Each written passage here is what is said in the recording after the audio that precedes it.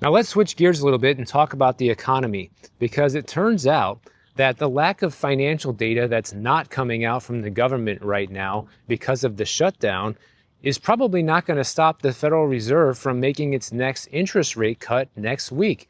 Wow, why not? How can they all of a sudden make decisions like that that are so important on the future of our economy if they don't even know what's going on? Well, in my opinion, it's because the Fed is political, even though they claim that they're not, and are being pressured by the current administration to follow through with rate cuts regardless of what effect that might have on the economy. So there's a high probability that next week the Fed will lower interest rates by another 25 basis points. It's being said that the Fed is going to be relying on alternative indicators to gauge labor market conditions. Well, what does that mean? Well, the September ADP payroll numbers showed that there was a 32,000 job loss last month, and the Chicago Fed's real-time unemployment rate is forecast 4.34%. So they're basically using this as the scapegoat still to justify more rate cuts. Even though it's not really justified, they're using it. Even in a speech that Jerome Powell gave last week, he pretty much came out and said as much, when he said,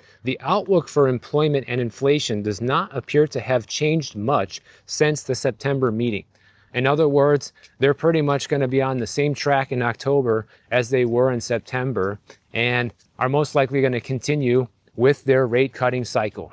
So get ready, guys. This is what I've been preparing people for on this channel for a long time when it comes to what's going on in the economy. As they continue to do this, they're going to make the economic situation worse. In some ways, it's going to appear that things are getting better because, well, it's cheaper to get a car loan. It's cheaper to get the mortgage. It's cheaper to refinance my house now, things like that. But don't be fooled. Those are all just tricks and traps, going back to what we just talked about with the wealthy, that they don't fall into. Because wealthy people understand that this is all a mirage. This is all geared towards getting you to feel confident to go out and spend more in a bad economy. That's what Fed rate cuts do.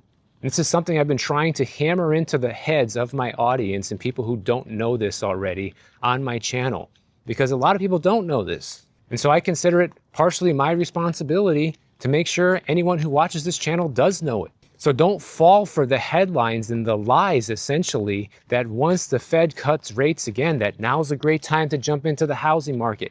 Now's the best time in a year to go and buy a brand new car because interest rates are lower. Stuff like that. Don't fall for it. Keep saving. Keep investing.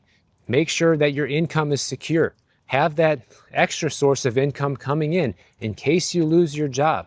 Be prepared, because they're doing this because they know the economy is not good and things are not looking good, and this is their answer to it. It always has been, pretty much since the inception of the Federal Reserve. So on the contrary, Fed rate cuts are not a good thing. It's not a relief to the economy. It is one of the largest signs that we can look at that things are not good right now. So don't fall for the spending traps that are inevitably going to come up when that rate cut likely happens next week.